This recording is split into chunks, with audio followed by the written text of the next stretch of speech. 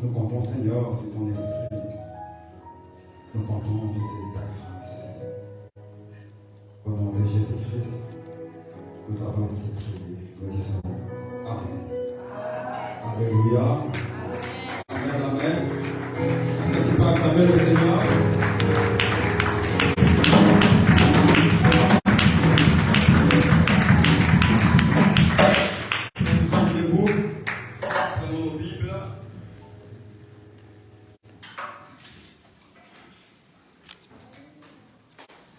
Matthieu chapitre 10, verset 16.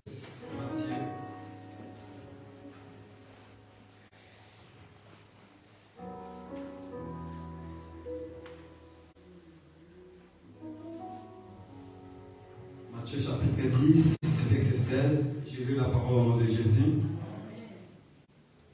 Voici, je vous envoie comme des brebis au milieu des loups. Soyez donc prudents comme les serpents et simples comme les colombes. Je reprends. Voici, je vous envoie comme des brebis au milieu des loups.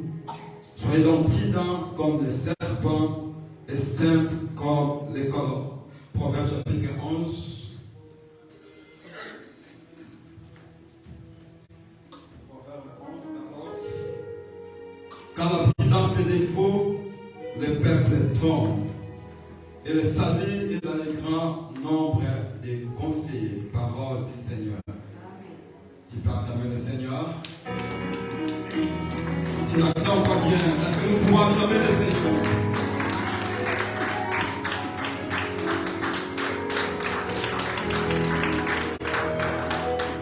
Amen. Prenons place.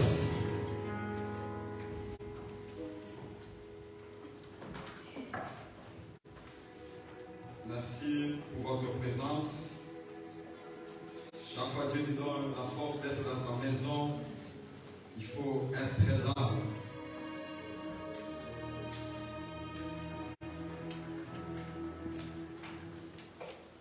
Nous ne serons pas longs. Au plus tard, à 12h20 ou 30, nous avons fini notre guilde. J'ai un message. Un enseignement qui peut me prendre plusieurs dimanches, mais que je ferai l'effort de résumer aujourd'hui. Je sais que je ne le finirai pas par une prédication. Pas plus tard qu'hier, je parle avec mon frère Josué, je lui dis, j'ai une prédication qui doit me pousser à l'esprit Wikipédia, Google. Mais j'ai aimé lorsque j'ai préparé ma prédication, je me suis dit, être prédicateur aussi, ça fait du bien. Des fois, nous apprenons beaucoup de choses. Nous apprenons beaucoup de choses juste en étant prédicateur. J'ai appris beaucoup de choses. Sur Wikipédia, il y avait plusieurs pages que je devais lire. Des choses que je ne dirai même pas ici. Mais que je étudier. Matthieu chapitre 10, verset 16, ça veut dire, voici, je vous envoie comme des brebis au milieu des loups. Soyez donc prudents comme les serpents et simples comme les colombes. Ici, c'est notre Seigneur Jésus qui parle. Il dit à ses disciples, voici, je vous envoie comme des brebis. Vous êtes des brebis, mais je vous envoie au milieu des loups. Soyez prudents comme les serpents et simples comme les colombes. Notre message de ce matin, nous l'intitulons Sage comme les serpents. Sage comme les serpents. Alléluia. Sage comme les serpents. Quelqu'un peut me dire, mais la Bible me dit, soyez prudents comme les serpents. Pourquoi tu nous parles de sagesse comme sage comme serpent plutôt de dire prudent comme les serpents? Simplement parce que j'ai compris, celui qui est prudent, c'est celui qui est sage. Pour être prudent, il faut d'abord être sage. prudence est l'arme des sages. Et c'est pour cela, pour faire asseoir ma prédication, j'ai préféré l'intituler sage comme les serpents. Je vous envoie comme des brebis, mais au milieu de loups. Si vous voulez prospérer, si vous voulez vivre, il faut être prudent comme les serpents. Nous n'allons pas parler de simples comme les colombes. Mais aujourd'hui, nous allons parler simplement de la sagesse du serpent. La sagesse du serpent. Frères et sœurs, le Seigneur, notre Dieu, il nous envoie à l'école du serpent. Ce qui est étonnant, le Seigneur nous envoie à l'école pour étudier la sagesse du serpent. Frères et sœurs, sans la sagesse, tu ne vivras pas longtemps sur cette terre. Sans la sagesse, tu ne feras rien de grand. Sans la sagesse, tu ne seras pas protégé ce que Dieu t'a donné. J'aime lorsque Joseph se présenta devant Pharaon, il explique les songes de Pharaon. Lorsqu'il explique le songe, Joseph a dit quelque chose à Pharaon de très important. Il dit à Pharaon, maintenant, mets sur la tête du pays, à la tête du pays, un homme sage et un homme intelligent. Joseph n'a pas dit, mais à la tête du pays, un homme spécialiste en économie, celui qui a plus de diplômes, le plus expérimenté, mais à la tête du pays, un homme sage et un homme intelligent. Pour dire combien la sagesse, combien l'intelligence est très importante. Aujourd'hui, beaucoup de gens négligent la sagesse. Je crois même pendant tes prières, tu ne demandes même pas la sagesse. Chose étonnante. Or, la sagesse, tu dois la demander. La sagesse te gardera. Proverbe 4 et 6, ça veut dire, la sagesse te protégera. Aime-la. Elle te gardera. C'est la sagesse qui garde. La sagesse fait prospérer. Mais malheureusement, dans notre génération, beaucoup de gens ne sont pas sages. Beaucoup de gens ne sont pas sages. Et lorsqu'on n'est pas sage, on va chercher des combats inutiles. On peut provoquer des combats par nous-mêmes à cause de notre manque de sagesse.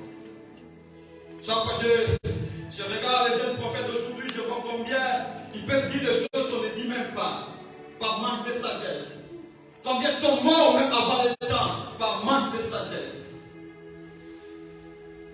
Le roi Salomon, lorsqu'il devient roi, il ne demanda pas de richesse.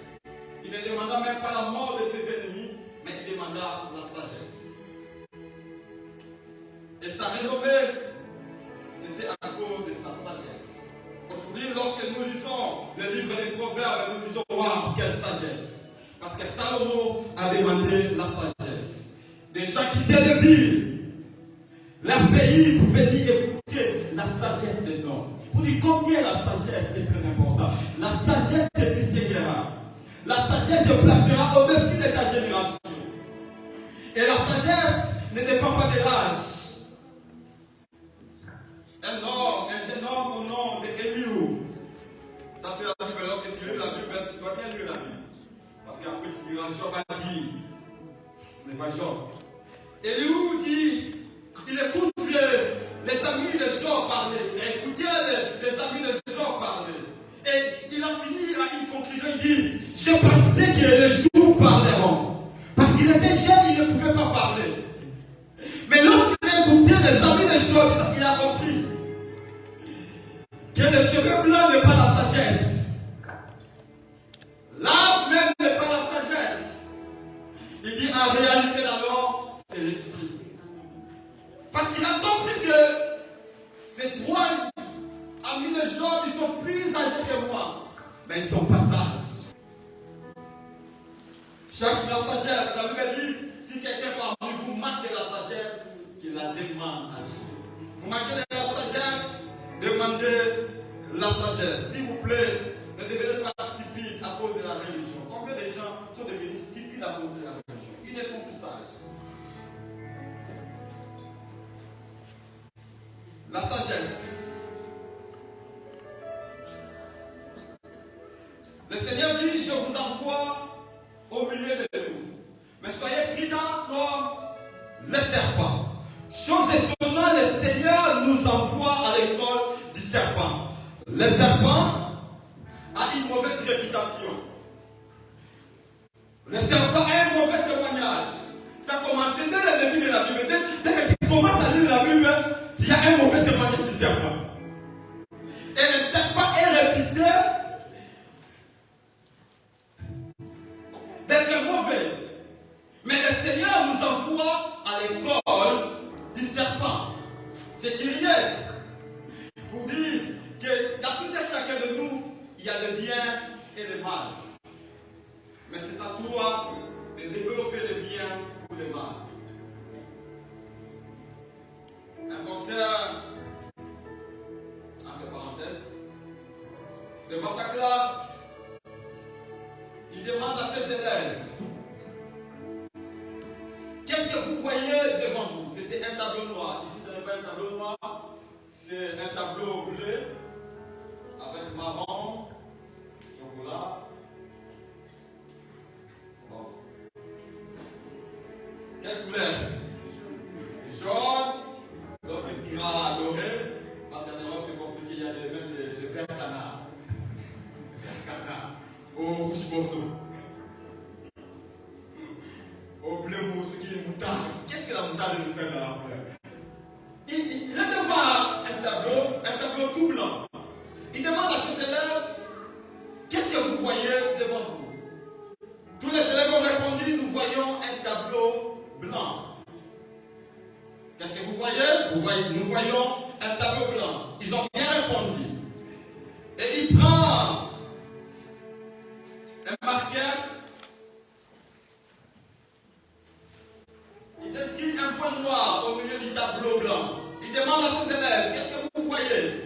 Ils ont dit: nous voyons un point noir. Est-ce qu'ils avaient raison ou ils avaient tort? D'autres diront raison, d'autres diront tort.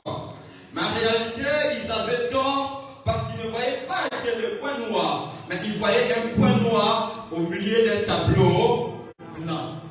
Mais qu'est-ce qui se passe aujourd'hui? Beaucoup de gens ne voient que le noir, le côté mauvais. Ça peut être petit, mais les gens ne verront pas le côté blanc, le côté bien. Donc le serpent, malgré il est réputé d'un mauvais témoignage, mais le serpent a de la sagesse qu'il doit nous enseigner. Si le maître nous envoie à l'école du serpent, ce n'est pas en vain. Alors aujourd'hui, par la grâce de Dieu, nous allons étudier la sagesse du serpent. Je dis sage comme un serpent. Il dit soyez prudents comme les serpents, parce que je vous envoie au milieu de loups. Le loup ne se mange pas, c'est ça, c'est que la sagesse dit. Le loup ne se mange pas entre eux. Mais le loup devant les brebis, il mange les brebis, il dévore la brebis. Et brebis, si tu veux vivre au milieu de loup, tu dois être prudent comme les serpents. Parce que les gens du dehors cherchent à te dévorer, cherchent à t'écraser, cherchent à te faire du mal. Mais lorsque tu seras prudent comme les serpents, c'est alors que tu pourras vivre et prospérer. La question est que, est-ce que le serpent est réellement sage? Comment le Seigneur peut nous envoyer à l'école d'un animal le plus détesté? Le serpent est l'animal le plus détesté de tous les animaux sauvages.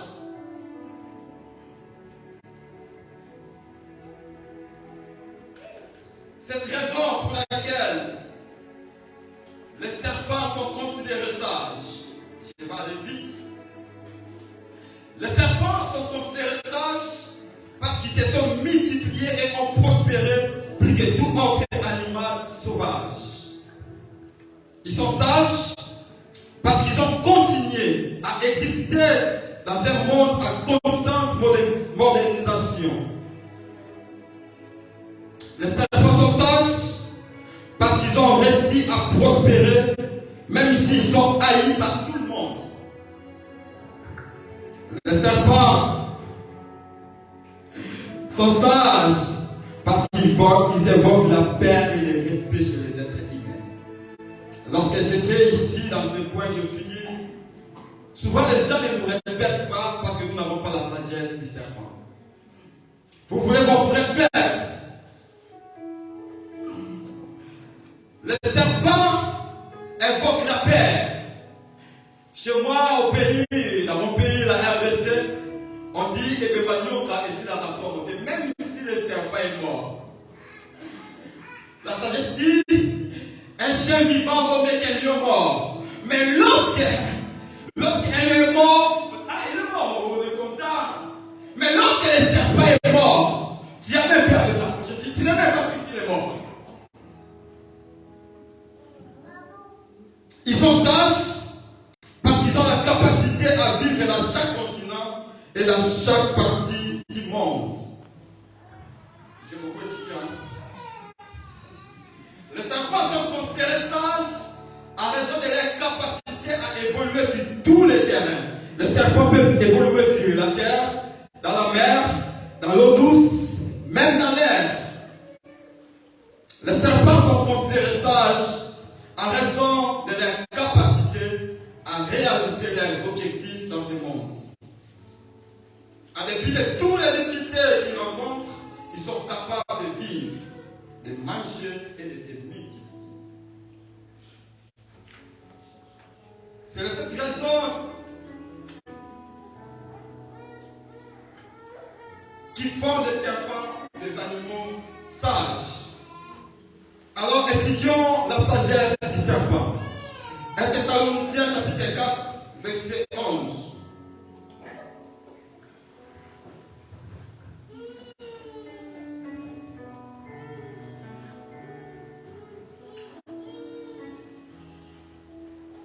Thessaloniciens chapitre 4, verset 11. La Bible dit: et à mettre à votre honneur, à vivre tranquille, à vous occuper de vos propres affaires et à travailler de vos mains comme nous vous l'avons recommandé. Ça, c'est l'apôtre Paul qui dit. Il dit: et à mettre votre honneur à vivre tranquille, à vous occuper de vos propres affaires et à travailler de vos mains comme nous l'avons recommandé. Le serpent est réputé sage parce qu'il est maître de la non-dépendance. Le serpent peut vivre seul dès le jour qu'il est né. Il n'a pas besoin de lait maternel. Dès le jour que le serpent est né, il peut vivre seul et il peut même tuer le jour même qu'il est né. Le serpent est indépendant. Vous voulez que les gens vous respectent? Vous devez apprendre à être indépendant. L'Afrique n'est pas respectée parce que nous sommes des éternels dépendants. Nous avons pris l'indépendance, mais nous dépendons toujours des autres. Il y a un coronavirus, on attend que la France nous envoie des masques. On attend que la Belgique nous envoie des médecins. Comment vous voulez que les Européens nous respectent? Parce que nous sommes incapables de vivre par nous-mêmes. La sagesse du serpent est que le serpent est maître de la non-dépendance. Il peut vivre seul. Il n'a pas besoin de mendier. Chaque fois que vous serez dans la mendicité. Le président africain, lorsqu'il devient président, il commence à partir partout dans l'Europe, à m'aider. Il voyage pourquoi? La mendicité. C'est la mendicité. Cherchez les investisseurs. On ne vous respectera pas parce que vous êtes mendiants. Frères et sœurs, cessez d'être mendiants. L'apôtre Paul dit: mettez à votre honneur à vivre tranquille, à vous occuper de vos propres affaires et à travailler de vos mains propres. Combien cherchent à dépendre? J'ai un papa qui est boss, j'ai un grand frère, j'ai une grande sœur. Le serpent est maître de la non-dépendance. Tu dois prendre du courage et de la force pour être maître de sa vie. Si vous voulez qu'on vous respecte, soyez maître de la non-dépendance. Le serpent de la force intérieure. La force du serpent n'est pas extérieure, mais la force du serpent est intérieure. Il a développé sa force intérieure. Le serpent peut terrasser des animaux plus grands que lui, plus forts que lui, parce qu'il a développé sa force intérieure. La force intérieure du serpent s'appelle le venin, qu'il fabrique de lui-même. Lui-même, il fabrique son venin. Le venin du serpent peut tuer un hippopotame. Il le fabrique de lui-même son venin. Si vous êtes mordu par le serpent, vous risquez de mourir. Un petit serpent. Parce que le serpent a de la force intérieure qu'il a développée par lui-même. Et si je cours, ce qui fera votre force, c'est ce que vous êtes intérieurement. Ce n'est pas ce que vous êtes extérieurement. Les gens ont peur du serpent. C'est vrai, le serpent a il y a plusieurs types de serpents. Mais un petit serpent peut faire trembler tout le monde. Un petit serpent. Le serpent n'est pas comme un singe. Le singe peut te grimacer. Mais tu regardes le singe et tu dis, mais je vais le gifler. Mais dès que tu vois le serpent, il ne t'a pas grimacé. Mais dès que tu vois le serpent, tu as peur. Parce que le serpent a de la force intérieure. Qu'est-ce que je veux dire par là? Frères et sœurs, protégez votre cœur. Votre force vient de ce que vous êtes intérieurement. Si intérieurement vous êtes fort, si votre esprit est fort intérieurement, les gens peuvent être plus grands que vous, mais ils ne pourront pas vous terrasser. Ils auront plein de vous, quelle que soit votre taille, parce qu'ils savent que vous avez de la force intérieure.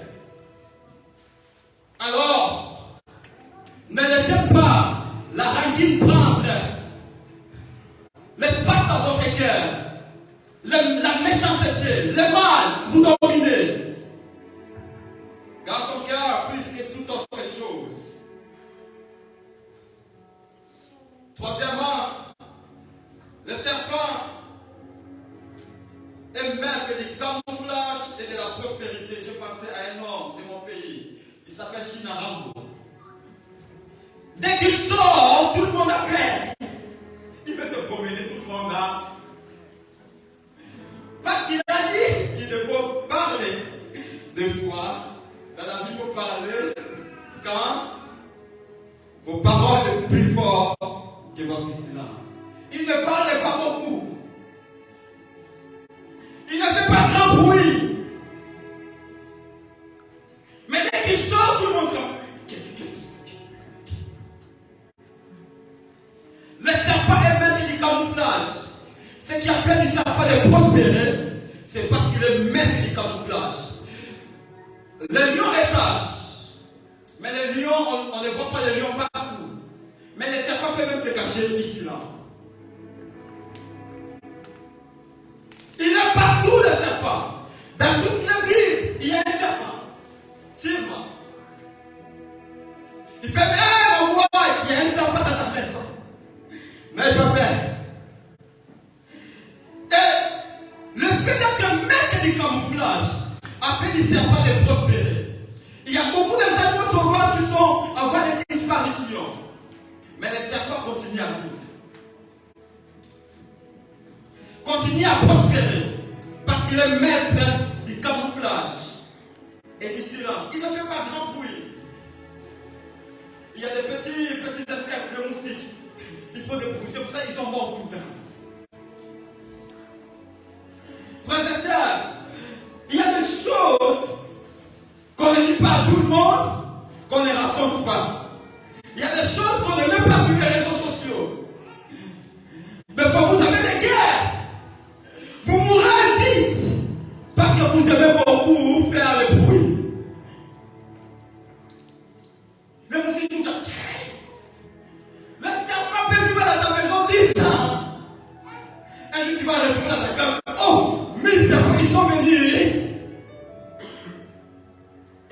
Les camouflages et le silence te fera prospérer. La sagesse du monde dit, pour vivre errer vivant, caché. Tu n'es pas discret.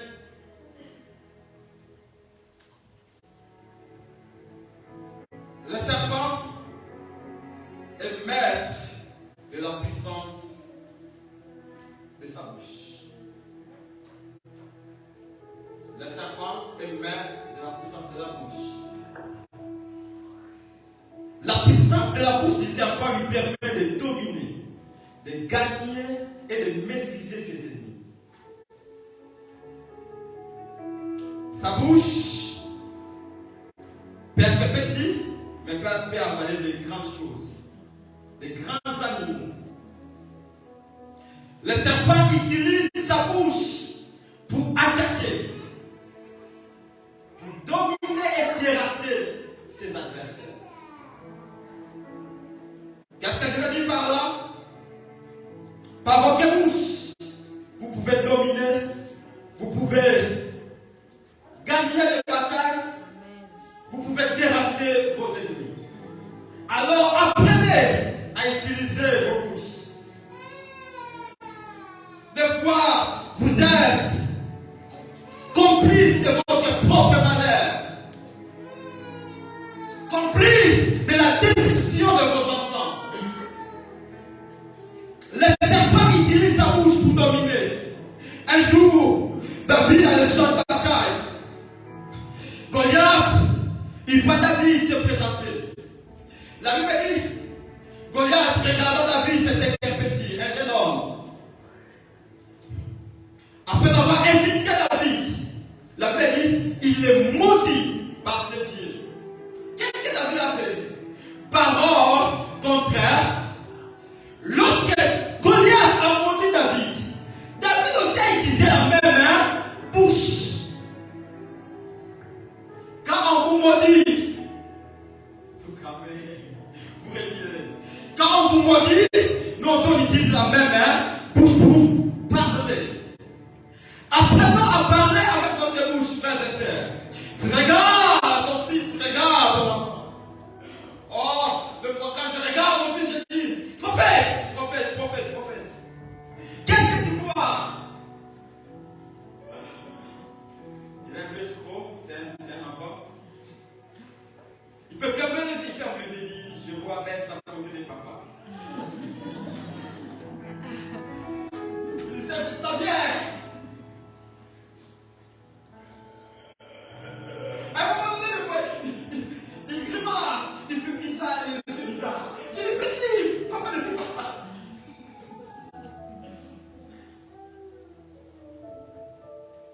Je regarde ma fille, je dis, tu es sage, tu es intelligent. Je suis parti dans la classe, on me montre un tableau où il y avait des verres jaunes et des couleurs, tout ça.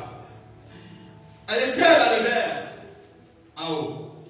Et on descend, puisqu'on fait des bêtises, puisqu'on descend. Lorsque je suis rentré, j'ai dit, j'ai vu le tableau dans votre classe. Et je suis content parce que j'ai vu d'autres qui étaient dans le jaune, d'autres qui étaient en bas. Toi, tu étais dans le vert. Et je veux que tu restes dans le vert jusqu'à la fin de l'année. Il dit, mais comment je vais rester là? Je dis, toi, tu peux me faire des bêtises parce que tu es bête. Et dans sa tête, il dit, je suis bête, je suis meilleur. Donc je dois rester dans le vert. Chaque fois qu'il rentre, je dis, tu es où? Tu es dans le vert ou tu es dans le jaune? Papa, je suis encore dans le vert. Je dis, tu resteras dans le vert jusqu'à la fin de l'année. Parce que tu es meilleur. Il apprend qu'il est meilleur. Lorsque quelqu'un lui dira que toi tu es bête, il va dire non, non, mon papa qui vit avec moi me dit que je suis meilleur. Donc je crois à ce que mon papa dit de moi. Parce que lui, il me connaît plus que toi. Mais regarde comment toi tu dis, il y a des hommes heureux à nous, la vie. Qui s'aiment encore à papa de là-bas. Il sera qui s'aime encore à papa de là-bas. Il décolle à l'école. Il a 0 sur 20. Mais comment un enfant intelligent comme toi, tu peux avoir 0 sur 20? C'est ça ce que tu peux dire à ton fils. Mais toi, tu dis, yo, Benza. Il ta bouche. La Bible dit, la mort et la vie sont au pouvoir de la langue. Quiconque l'aime à manger les fruits. Apprenez à parler. Parlez à votre vie. Il m'arrive de marcher. Lorsque je vais faire n'importe quoi comme tous les autres. J'ai dit, David, toi tu es un prédicateur. Tu n'es pas comme les autres. Je l'ai ressaisi.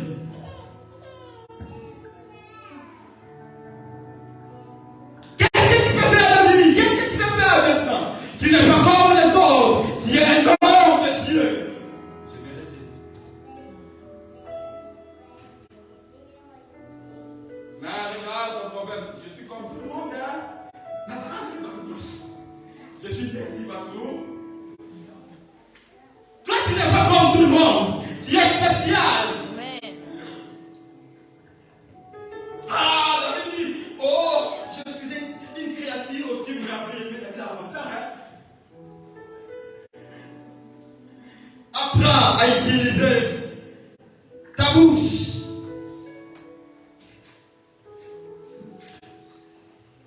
Le serpent est maître pour surmonter les handicaps. Vous savez, vous et moi, que le serpent n'a pas de pieds, il n'a pas de mains, il n'a même pas des oreilles externes. Je vous ai dit.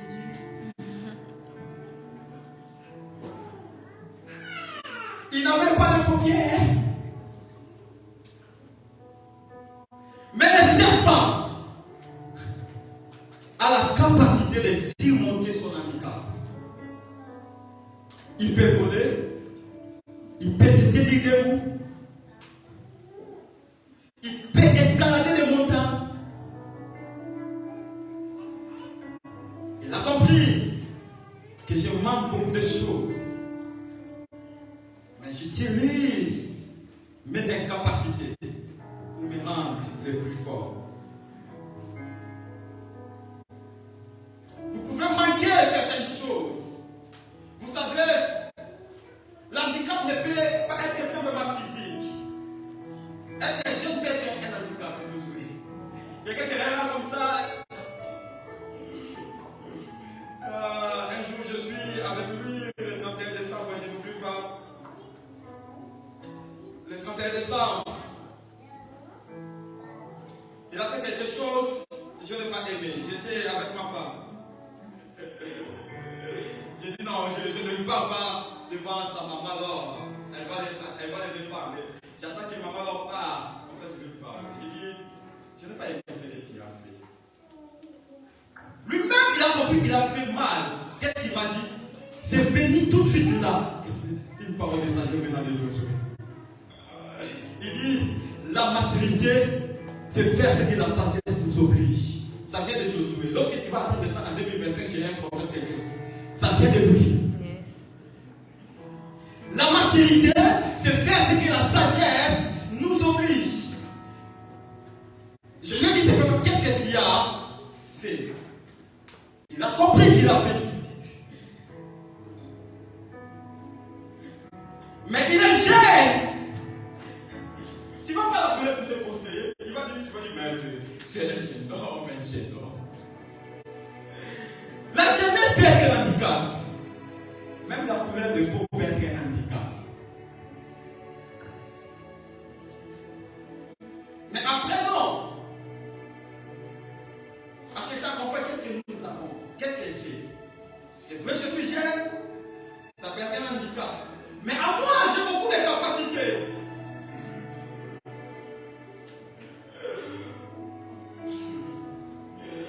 Lorsque vous êtes une antilope, ça ne sert à rien d'aller à Basic Fit pour développer vos muscles, vos pattes, pour résister contre le crocodile. Ça ne sert à rien de commencer à faire des pompes. Le jour où le lion viendra, je vais résister. Lorsque vous êtes antilope, vous avez de la vitesse et de l'agilité. Au lieu de chercher à faire des efforts, là où vous êtes incapable, vous ne résisterez pas face au lion. Vous êtes faible devant le lion, faible devant le crocodile. Alors vous avez la vitesse. Antilope, dès que tu vois le lion, ne résistez pas, il va pleuvoir. Je muscler mon corps. Non, utilise ta vitesse. karma qui rattrape les sentiments lorsqu'ils utilisent ce qu'ils ont. Mais toi, tu veux développer des choses que tu n'as pas. Je ne peux pas voir beaucoup de choses. Mais je sais, à un moment donné, je dis la vérité, il y a un homme prophétique. Quelqu'un m'invite chez lui. Je ne connais pas l'adresse. Mais je me suis dit, je vais arriver chez lui comme ça. C'est comme ça que j'ai starté de développer mes capacités prophétiques. Je commence à marcher. Dans ma tête, je dis, je vais être à sa porte et je vais frapper. Et je vais lui dire, je suis à ta porte. À un moment, il m'appelle. Je dis, je suis tel endroit. 2 minutes après, dès qu'il est sorti, on se fait. Mais j'étais à moins de 200 mètres. À moins de 200 mètres de sa maison. Je lui ai dit, je jouais parce que je voulais venir chez toi. Ça que tu me donnes l'adresse. Hier, j'ai rencontré quelqu'un qui veut dire son âge. Je lui ai dit, t'inquiète pas, je vais te dire ton âge tout de suite. Continuons. Comment ça va?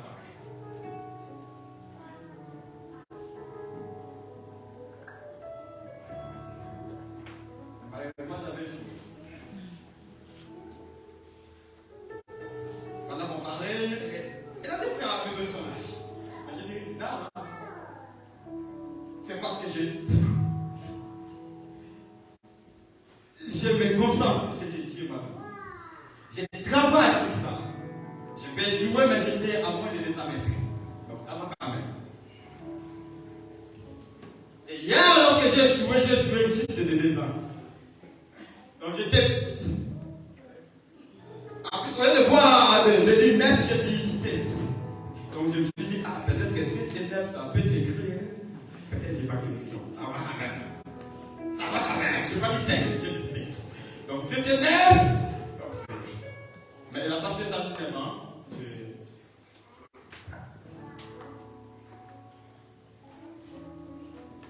Le serpent, pour finir, il est maître du changement radical. De Corinthiens chapitre 3, verset 18.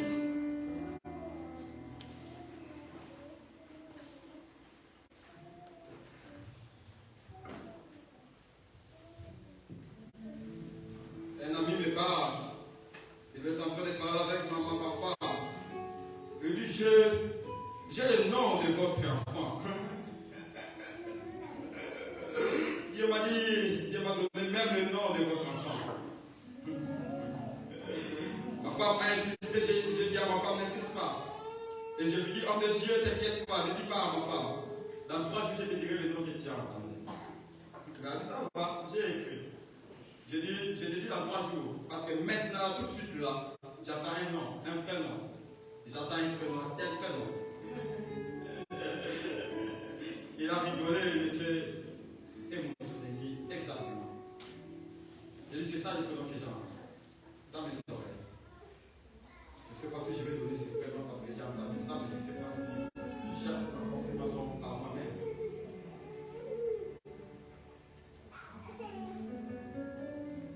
De Corinthiens chapitre 3, verset 18.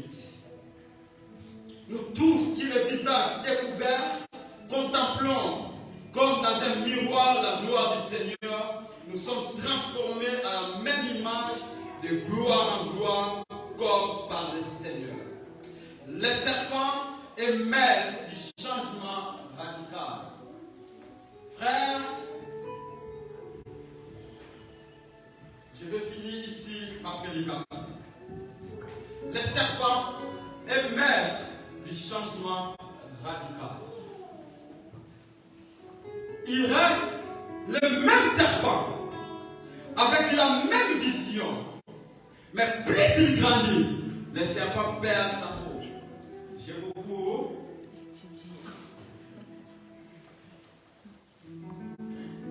Il est maître du changement radical. Il ne reste pas le même. Le même. Il change sa peau. Et il ne le change pas seulement par plaisir.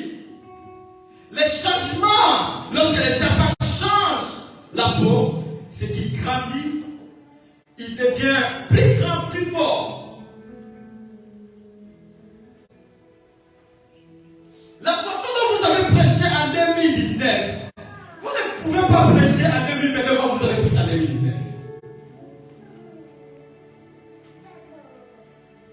Vous étiez mauvais en 2020. Vous ne pouvez pas rester mauvais en 2022. Vous devez apprendre à vous à changer.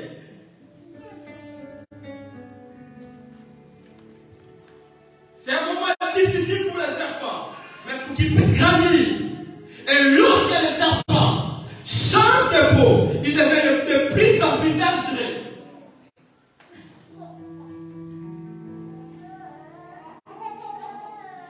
Ils changent de peau, mais il reste le serpent. Apprenez à faire des changements radicaux. Vous ne pouvez pas rester le même comme vous étiez il y a cela 10 ans. Non. Lorsque les gens vous voient en 2022, ils vont voir que vous avez changé. Mais gardez la même vision. Lorsque les serpents changent sa peau, il reste des serpents. Il reste avec le même venin. Je vais dire quoi par là? Parce que des fois les gens changent en brisant les lois spirituelles. Ils changent en devenant mauvais. Ils changent à désobéir à la parole de Dieu. Changez, mais continuez à garder, à obéir à la parole de Dieu. Changez, continuez à respecter la parole de Dieu. Changez, mais continuez à obéir, à respecter les lois spirituelles. Rite, on ne manque pas de respect à ses pères. On ne déshonore pas ses pères. Changez, mais ne devenez pas traître. Changez, mais ne devenez pas rebelle. Changez, ne devenez pas impoli. Combien de gens changent? Ils voient j'ai changé. Je vais changer radicalement. Son changement l'amène à l'impolitesse totale. Impolitesse ou carré au qui. Je ne parle pas de ces changements. Tu changes. Mais lorsque les gens te voient, ils voient un enfant de Dieu toujours. Tu gardes le même principe. Et pour changer, il faut se confier à Dieu. Dépendre totalement en Dieu. Ésaïe chapitre 40, qui peut dépendre pour moi? Ésaïe 40, verset 31. Ésaïe 40, verset 31. Ésaïe 40, 31. Merci. Qu'est-ce que la Bible dit?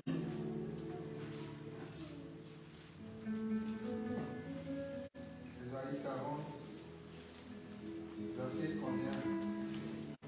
Amen. Amen. Mais ceux qui se confient en l'Éternel renouvellent leur force. Ils prennent le vol comme les aigles. Ils courent et ne se lassent point. Ils marchent et ne se fatiguent point. Amen. Que tu ne te fatigues pas, tu vas renouveler tes forces. Et pour renouveler ta force, tu dois dépendre totalement à Dieu. Tu feras des changements radicaux dans ta vie. Parce que tu te confies en Dieu et tu prends le vol comme l'aigle. La Bible dit, ceux qui se confient à l'Éternel prennent le vol comme les moineaux. Ils prennent le vol comme les moineaux, je pose la question. Comme les pigeons. Comme l'aigle. Et ils ne se fatiguent pas. Pourquoi? Parce qu'ils renouvellent leur force. Vous devez vous renouveler tout le temps. Tout le temps. Tout le temps. Pour continuer à courir et ne pas vous fatiguer. Alléluia. Amen. Amen. Amen. Amen, c'est tu as quelque chose à me dire? Demain, c'est ton anniversaire. Je vais arrêter ma prédication. Que Dieu vous bénisse. Alléluia. Amen.